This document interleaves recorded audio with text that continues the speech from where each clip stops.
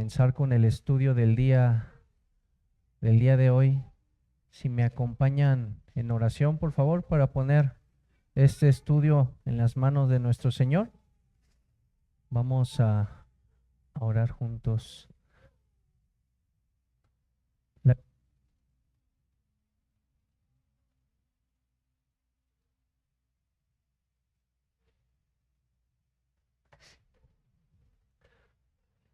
Sí, vamos a orar, hermanos. Amado Señor, gracias nuevamente porque nos das la oportunidad de reunirnos en tu santo día, Señor. Por la vida y las fuerzas, Señor, y gracias, Señor, porque pues tenemos la esperanza de reunirnos para adorarte, Señor, para bendecir tu santo nombre y que tu presencia esté en medio de nosotros, Señor, para que tengamos bendición y vida eterna, Señor. Rogamos en esta mañana que obres con el poder de tu Santo Espíritu, Señor, para que nos ayudes, nos guíes, Señor, en esta mañana. Que me des claridad para poder exponer este estudio, Señor, de la ley de moral, Señor, de tu ley. Y Señor, Padre, que también bendiga, Señor, a mis hermanos por medio de este breve estudio. Lo rogamos en el nombre de nuestro Señor Jesucristo. Amén. Mis hermanos, como ven, todavía seguimos en el capítulo 19 acerca de la ley de Dios. Ya vimos que aparte de la ley moral existen leyes ceremoniales y leyes civiles, con lo último que nos expuso nuestro hermano Víctor. Y ahora, más que nada, vamos a ver que esta ley moral hace un énfasis, este párrafo donde esta ley moral permanece en la vida del creyente. Y para comenzar vamos a leer nuestro párrafo del día de hoy, el párrafo número 5, y a partir de eso vamos a empezar a desglosarlo.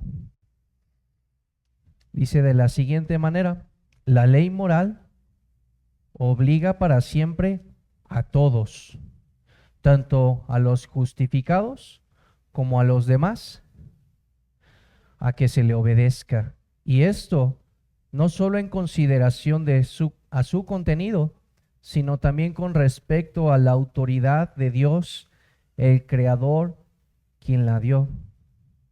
Y tampoco Cristo en el Evangelio en ninguna manera cancela esta obligación, sino que la refuerza considerablemente. ¿Sí? Entonces son 3 puntos principales que vamos a estar viendo en esta mañana, donde nos introduce diciendo primeramente que esta ley moral es una obligación para todo creyente y todo, incluyendo los incrédulos, tanto justificados como no justificados.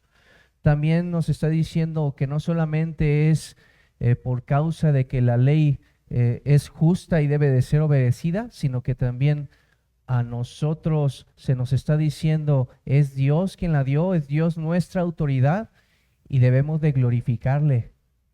Y le glorificamos obedeciendo su voluntad que está expresada en su ley. Y finalmente entonces nos está diciendo, además, Cristo cuando Él vino, de ninguna manera dijo que Él vino a abrogar la ley o que vino a cancelarla, sino que más bien vino a confirmarla y a cumplirla. Esos son los 3 aspectos que por lo tanto no nos está diciendo que estamos excluidos nosotros como creyentes de la ley moral, sino que más bien nos concede el Señor de su Espíritu Santo para poder obedecerla. Entonces, respondiendo la primera pregunta del día de hoy, ¿estamos obligados los cristianos a vivir bajo la ley moral? La respuesta es sí, y que de hecho esta confesión nos está diciendo que tanto creyentes como incrédulos, tanto justificados como todos los demás, estamos obligados a vivir bajo la ley moral de Dios. Y para poder explicar esto, me gustaría hablar, por ejemplo, de las leyes que existen aquí en el Estado de México, hablando particularmente de la ley de tránsito. No podemos decir que por cuanto nosotros ignoramos la ley, que eso nos exime de la responsabilidad que tenemos al momento de estar viviendo aquí en la ciudad de Toluca. Y por otra parte, entonces, por el hecho de que nosotros tengamos una deuda muy grande ya por las leyes de tránsito establecidas, tampoco nos exime eso de seguir cumpliendo con la ley, de seguir obedeciendo la ley a pesar de que ya tenemos una deuda. Porque eso nunca nos va entonces a eximir de nuestra obligación.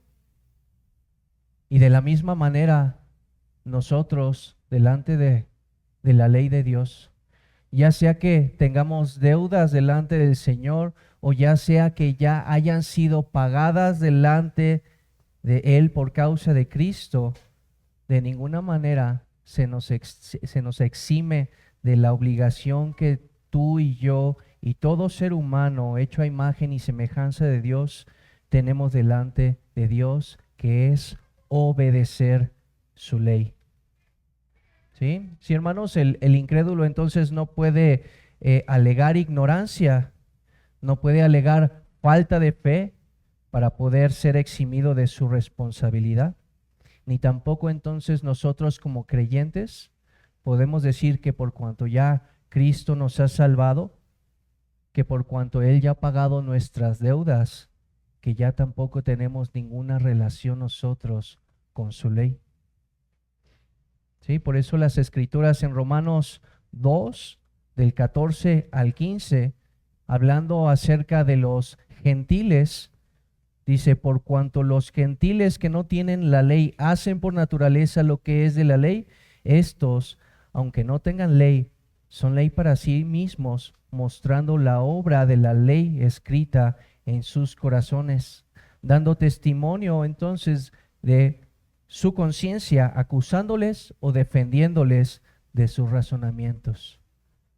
Por eso, inclusive cuando vemos a un pequeñito, si se llega a pelear con su hermano, si lo lastima, si tiene esa conciencia enternecida, va a sentir culpa por lo que está haciendo.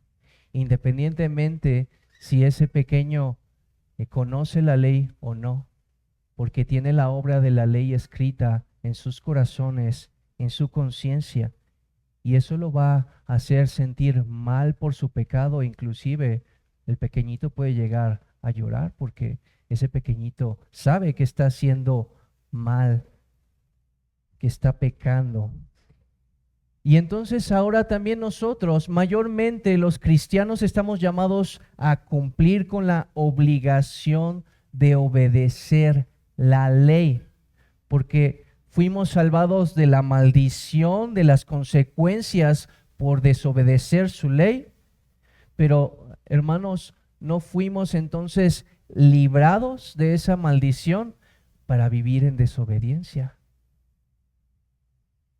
Por eso dice Romanos 3:31, luego, por la fe, ¿invalidamos la ley? Y responde el apóstol Pablo, de ninguna manera, más bien confirmamos la ley.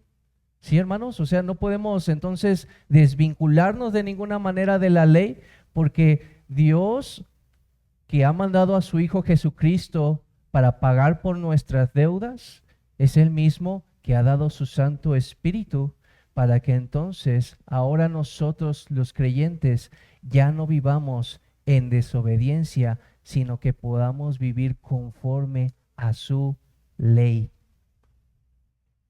Romanos 8:4 también dice de la siguiente manera, para que la justicia de la ley se cumpliese en nosotros, que no andamos conforme a la carne, conforme a nuestros deseos engañosos de nuestro corazón, sino conforme al Espíritu que nos ha sido dado. Sí, hermanos, a nosotros se nos ha sido dado el Espíritu Santo. A nosotros por ese Espíritu hemos nacido de nuevo y por lo tanto hemos sido capacitados para obedecer la ley de Dios. Nosotros ciertamente heredamos una naturaleza caída de Adán y estábamos incapacitados para obedecer la ley de Dios, pero aún en ese momento nosotros estábamos obligados a obedecerla. Pero había un problema porque la ley de Dios no tiene la capacidad de hacernos santos, no tiene la capacidad de hacernos obedientes. Pero ahora por su Espíritu Santo hemos nacido de nuevo y hemos sido capacitados para hacer la voluntad de Dios. Entonces, hermanos, Cristo de ninguna manera disuelve nuestra obligación, sino que más bien nos fortalece con su Espíritu para poder obedecer su ley. Ahora, el siguiente punto que toca este párrafo, podríamos hacernos la siguiente pregunta para abordarlo. ¿Qué significa que no solamente debemos considerar el contenido de su ley? Significa que no solamente debemos de obedecer la ley de Dios porque es santa, porque es justa, porque es buena. Ciertamente es buena, es justo lo que demanda Dios, pero no solamente debemos obedecer su ley por eso. Porque dice, por ejemplo, en Santiago 2:11, hermanos, comienza porque Él, es decir, porque Dios, porque Él dijo. Es decir, el que tiene autoridad por sobre todos nosotros, que es Dios, nos ha dado su ley diciendo, ¿sí?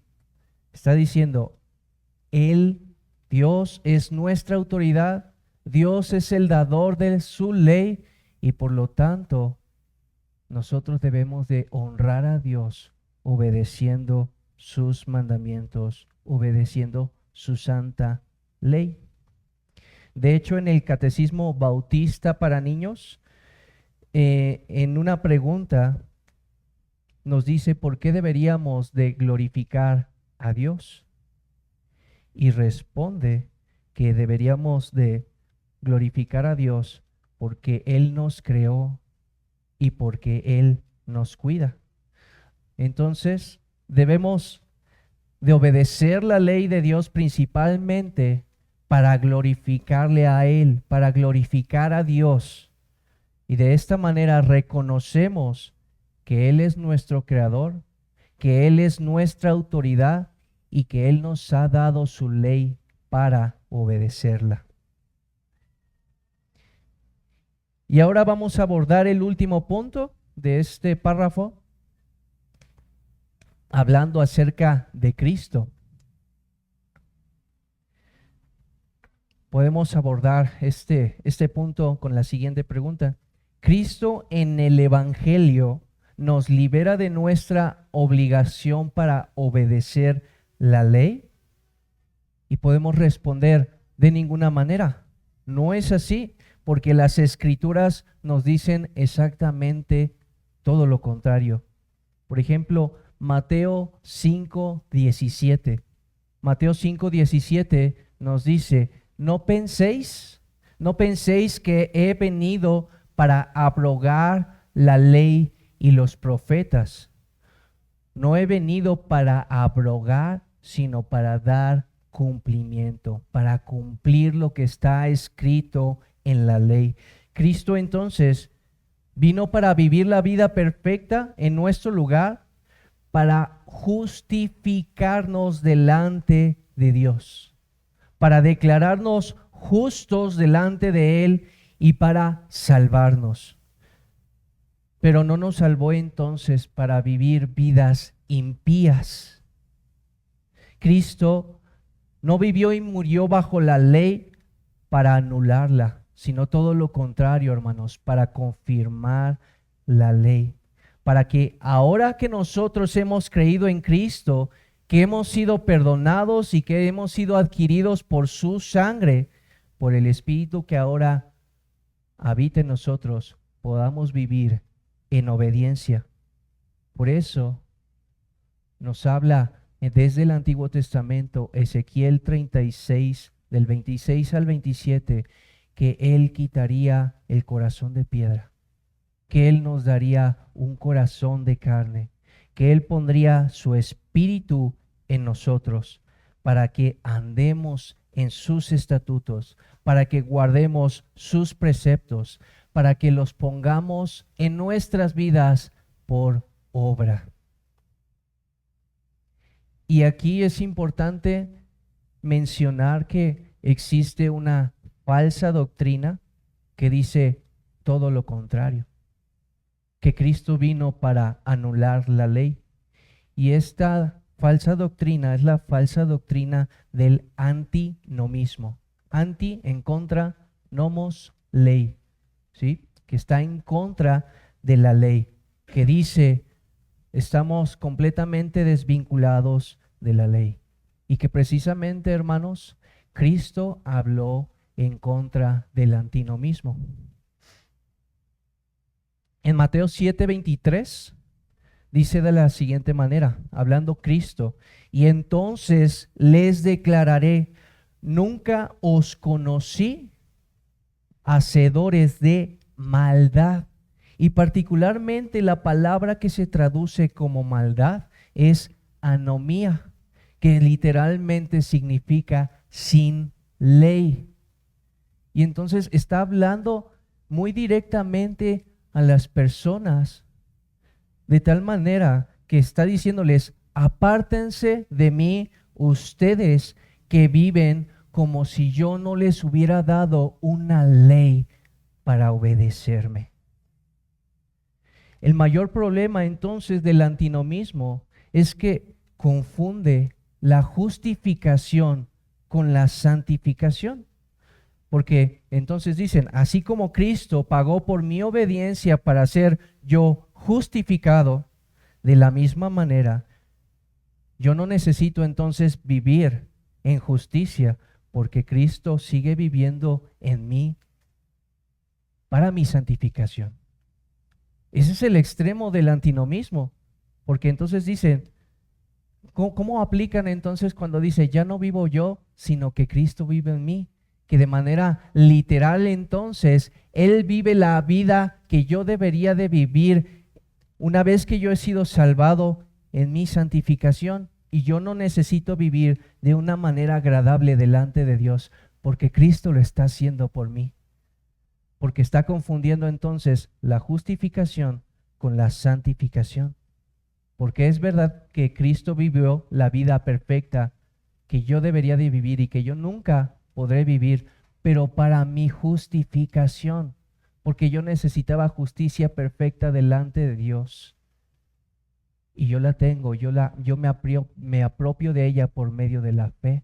Pero una vez que yo he sido salvado para ser santificado y para vivir en obediencia a mi Señor y mi Dios.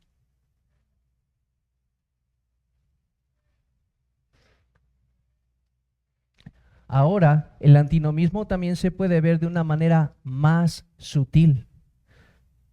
En nuestros círculos reformados, hermanos, pueden decir que ya no estamos bajo la ley moral, sino que estamos bajo la ley de Cristo, y que esa ley de Cristo es la ley del amor. Y lo que hacen al mencionar estas dos clases de leyes es que la ley moral ya fue anulada por Cristo y que ahora la ley del amor es la ley que ha establecido Cristo. Pero lo que están haciendo aquí es desvincular la ley del amor con la ley moral, convirtiendo en un amor completamente subjetivo, donde yo voy a amar a mi prójimo no conforme a los estándares de la ley moral, sino conforme a mis propios estándares.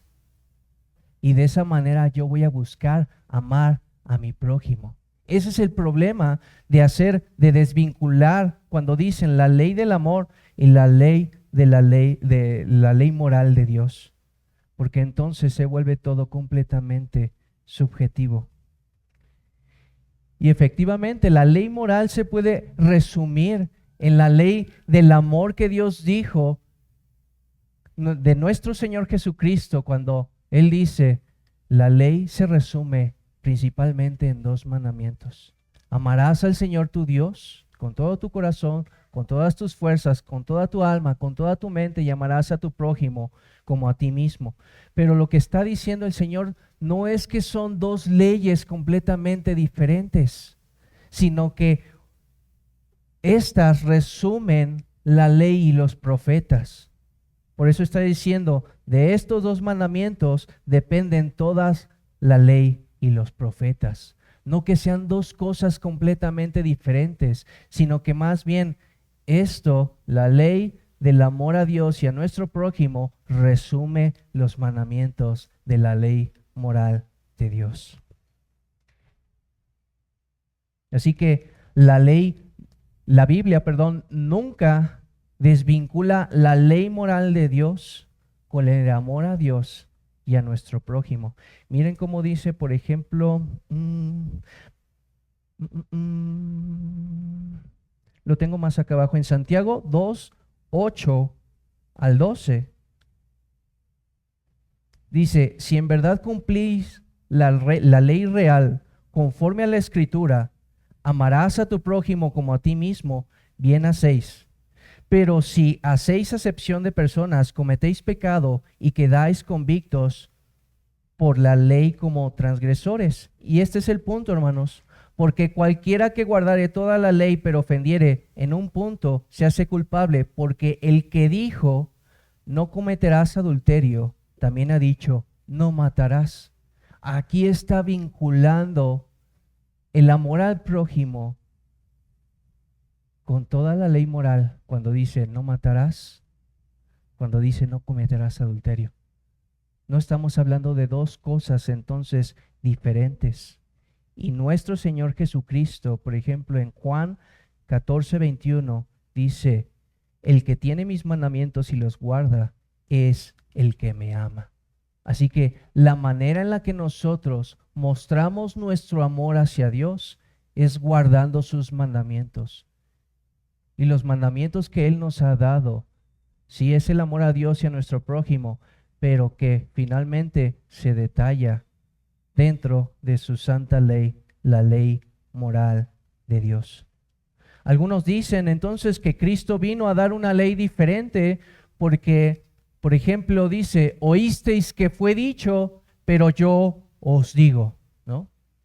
Que eso lo dice precisamente en el Sermón del Monte. Pero no está diciendo otra cosa distinta, amados hermanos, porque cuando estaba hablando el Señor, estaba dándole el sentido correcto a sus mandamientos.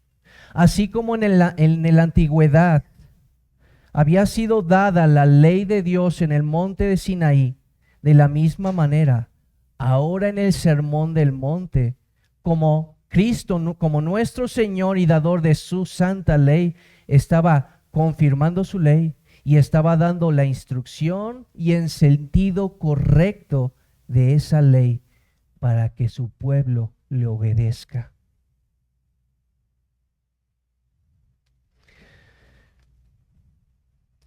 Así que lo que llaman como ley de Cristo o la ley del amor no es otra cosa que la ley moral de Dios.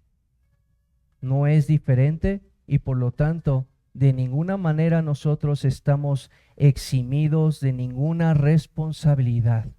Ahora que se nos ha dado a nosotros el Espíritu Santo de Dios, estamos llamados a cumplir la voluntad de Dios expresada en su santa ley. ¿Sí? Entonces no son cosas diferentes. Aun cuando nuestro Señor Jesucristo les dice a sus discípulos: un nuevo mandamiento os doy, que os améis unos a otros. No está dando tampoco un cambio acerca de la ley que Él ha establecido, pero ahora les está diciendo que tienen el modelo perfecto, que es el mismo, para poder amar de esa manera. Antes no se había tenido, pero ahora ustedes tienen ese amor servicial donde ustedes deben verme a mí para que ustedes puedan reflejarme a mí, mi amor, mi servicio en humildad, no exaltándose los unos a los otros, sino amarse los unos a los otros como yo os he amado. No es otra cosa diferente, es todo acerca de su santa ley, y simplemente está poniéndose Él como el ejemplo, el modelo por excelencia para que nosotros nos amemos unos a otros. Así que podemos terminar como dice Deuteronomio 29:29, hermanos. Las cosas secretas le pertenecen a Jehová nuestro Dios, mas las reveladas son para nosotros y para nuestros hijos para siempre, para que cumplamos todas las palabras de esta ley. Ese es el resumen de este estudio, hermanos, que finalmente estamos obligados nosotros a obedecer su ley, y aún más que se nos ha dado entonces su Santo Espíritu y hemos sido capacitados. Lo que la ley no podía hacer, su Santo Espíritu lo ha hecho, nos ha hecho renacer de nuevo para que cumplamos su santa voluntad expresada en la ley moral. Amén, hermanos. Pues vamos a continuar ahora